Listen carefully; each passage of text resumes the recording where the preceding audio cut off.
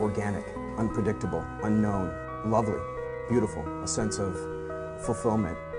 This is part of the pleasures of life and not the chores of life.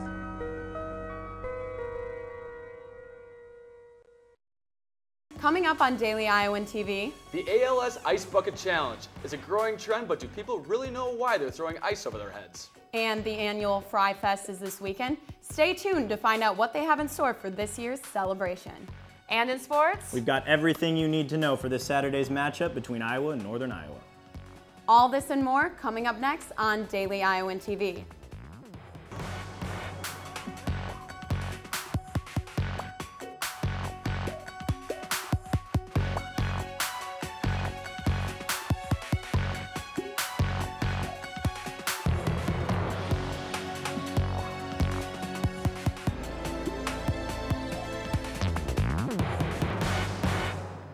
Thanks for joining us tonight. I'm Greta Miley. And I'm Austin Love. The ALS Ice Bucket Challenge. It has been the craze of the summer. That's right, Greta. Millions have dumped waters over their heads in an effort to bring awareness to ALS, or better known as Lou Gehrig disease. I sat down with local experts on the effects of the challenge. Combine a bucket, some ice water, and social media, and you get the latest viral sensation. The ALS Ice Bucket Challenge. From politicians like George W. Bush to celebrities like Ashton Kutcher and many more. It has turned into a global trend, raising awareness for ALS. After a while, it becomes a phenomenon that if you're not doing it, you're missing out on something. With millions of videos being posted to Facebook, the challenge has done nothing but grow. It's not, an outlandish commitment or sacrifice. So they're asking you, dump some ice water on you, and at the same time, or in exchange, donate $10 or more, for ALS. Even medical professionals like Dr. Andrea Swenson have noticed the effects of the challenge on patients in local healthcare facilities. So it is sort of an interesting phenomenon, because it is really sort of this social media craze for a very, very serious, sad disorder. Though it might be a little annoying to see all over your newsfeed. But I think the bottom line is it's been amazing in how much money they've actually been able to raise. Since the challenge has started, the ALS Association has raised over $88 million, and the total continues to rise. So on behalf of DITV, I nominate you, our viewers, to not just pour buckets of water over your head, but to also donate towards the cause. From DITV,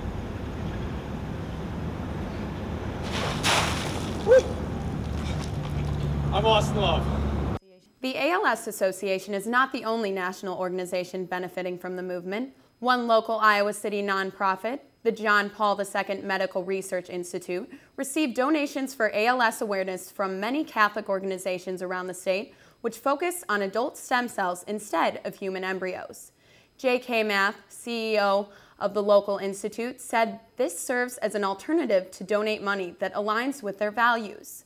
Since the beginning of the movement, Kama said they received more than 100 donations that will focus on developing research for ALS, cancer, Alzheimer's, and many other diseases.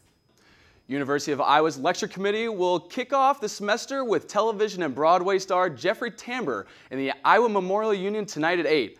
Tambor's known for his work in Larry Sanders Show, Arrested Development, and the movie Meet Joe Black. He has received 6 Emmy nominations and 2 Screen Actors Guild Awards. Tonight, Tambor is discussing some of his highest honors and personal life experiences. Well, I don't know about you, Greta, but the past few days have been pretty difficult for me to get into class without getting drenched.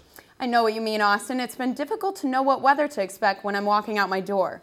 Luckily, we have our own Katie Sextro to let us know how to dress for the game this weekend. Katie, what can we expect? Well, Greta, don't put the rain gear away yet, because there is more coming our way. Tomorrow appears to bring more showers and scattered thunderstorms, with a high of 84. Fortunately, there is a chance that the sun will peek its way through at some point during the day. Be sure to pack those umbrellas again, though, especially as we move towards the evening hours, when showers are likely to pop up. If you're planning to attend Fry Fest, be sure to dress appropriately, as we will see a low in the upper 60s. As the Hawkeyes' first game day approaches, it looks like the game may be accompanied with some rain as well. Other than that, Saturday shouldn't be too unbearable, with a high around 80, so bring those ponchos and enjoy the first game of the season. Luckily, Sunday looks Sunday looks like a clear day with no rain and a high near 83. When Labor Day arrives, we see a slight chance of showers and thunderstorms with a high in the lower 80s. Moving into the second week of school, the sun will finally make an appearance and we'll see highs in the low 80s. Just in case, have those rain jackets and umbrellas handy when walking to class and enjoy the short 4-day week of school.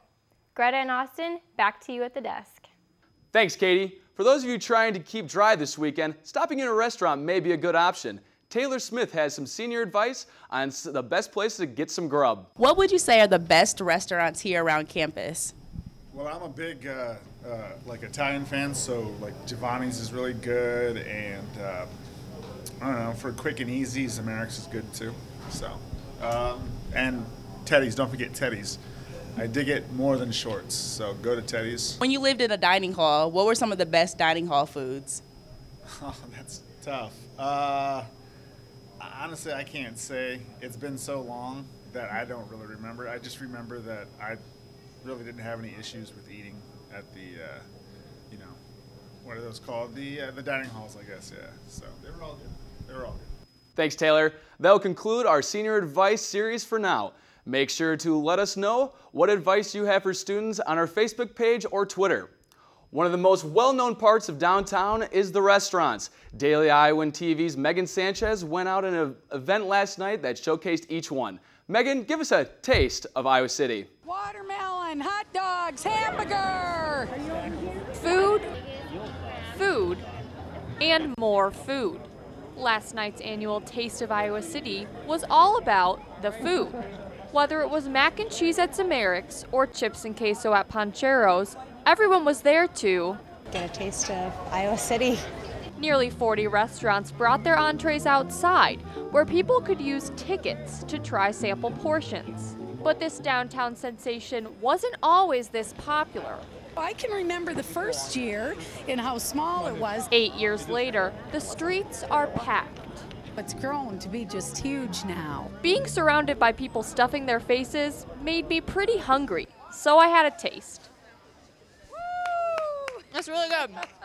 That's excellent. Aside from all the great food for a low price, one student says there's a bigger reason people come back each year.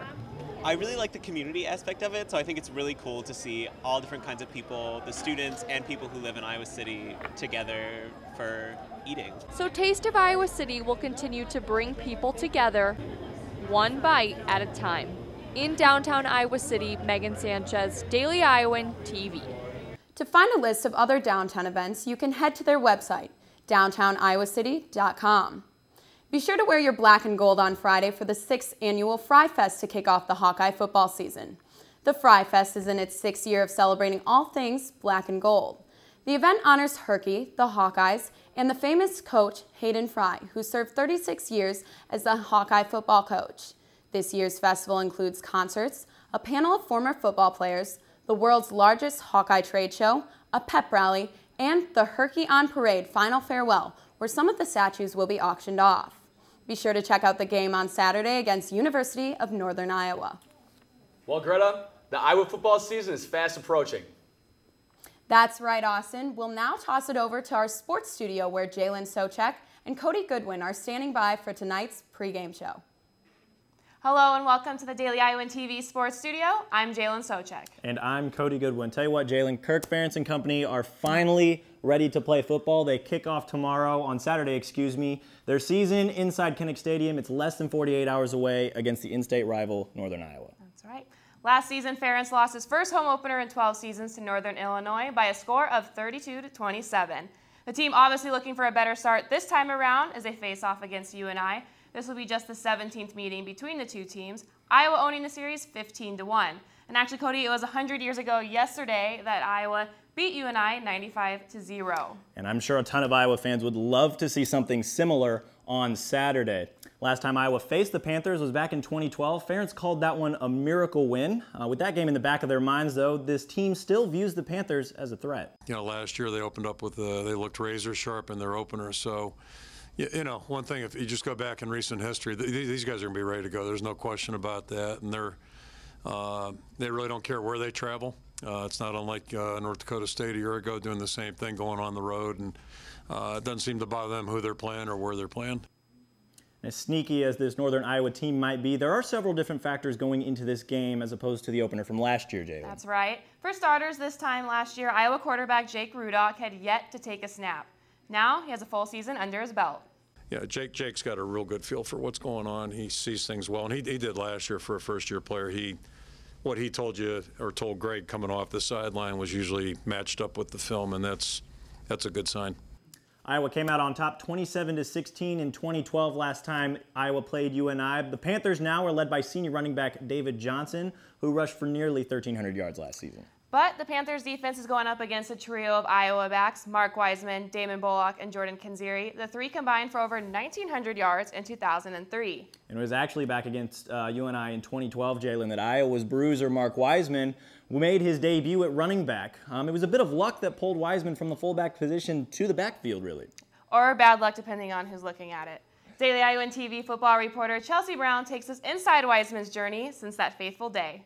It was the game versus Northern Iowa that senior running back Mark Wiseman made a position change. Due to 2 running back injuries in 2012, Wiseman was the next man in. But even with the transition on the field, that's not where his career began.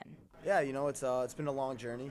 It's been a long journey. Can barely remember being at the Air Force Academy. And never did Wiseman think he was going to be the next man that the coaches pursued. It was definitely a little crazy. A lot of running backs had to go down before I was in there. I was just playing fullback, and then there was no one else really left to play running back, so I just came in. Wiseman's career began when he transferred from the Air Force Academy in 2010.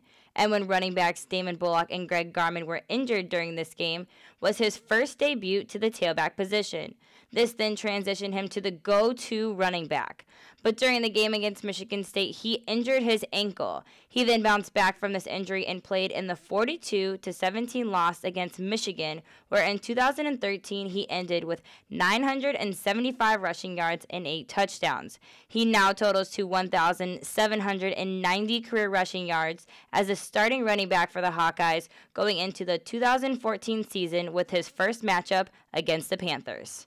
I think we had 2 guys get knocked out during the game. One knocked out literally, and then another elbow problem. So that's when Mark kind of got thrust on the scene.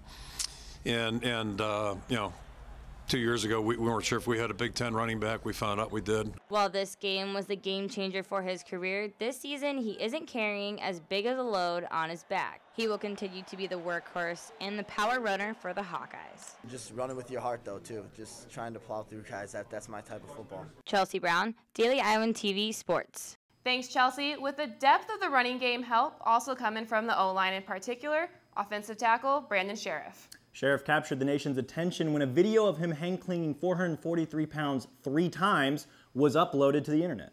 Sparking our curiosity, we wanted to see where this physical freak ranks in his maxed out lifts. In the locker room, Sheriff's personal records include 655 pounds at squat and 395 pounds on bench. We thought 443 pounds was a lot. His clean max out, 480 pounds. It's no secret why Sheriff is being looked at as one of the best linemen in the country and potentially a top draft pick.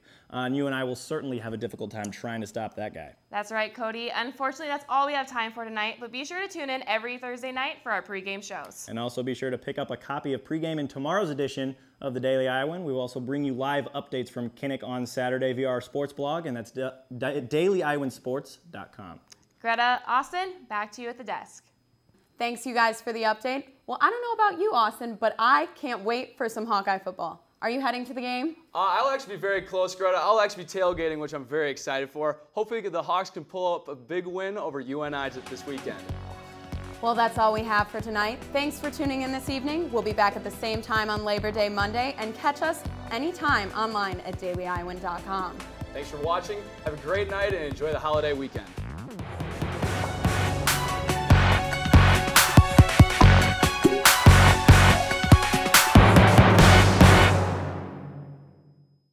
Iowa SJMC.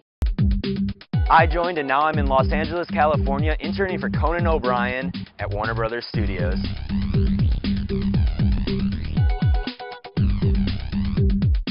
I joined and now I'm working in public relations for diabetes research. SJMC.